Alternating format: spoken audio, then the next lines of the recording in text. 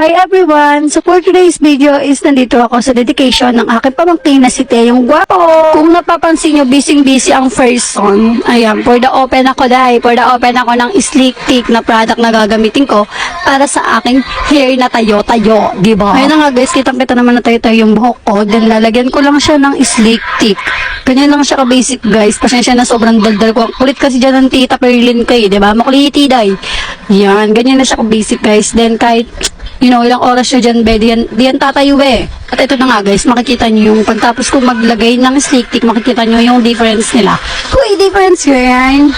Siyempre, pagtapos ko gamit yan, nalagay ko lang sa may wagang baul ko. Ito, susunod naman natin, isang aloe vera soothing oil, be. Sobrang ganda na itong lip balm, be. Ayan, be, putol na siya, pero lumalaba pa naman, kaya gagamitin ko pa din siya. O, diba? Alam niyo ba, natatawa ako dito kasi sabi ko magsasalamin lang ako. Bigla ako napa-vlog de. O, diba? Then, share ko rin din sa inyo guys yung ginagamit ko na, ayan din. Ano siya, lip balm din siya. I don't know, bigay lang siya na friend ko na si Joanne. At ayun na nga guys, tapos na akong mag-get ready with me. Char, ito lang nga pala guys ang aking final look. Uy, sino ka Joanne?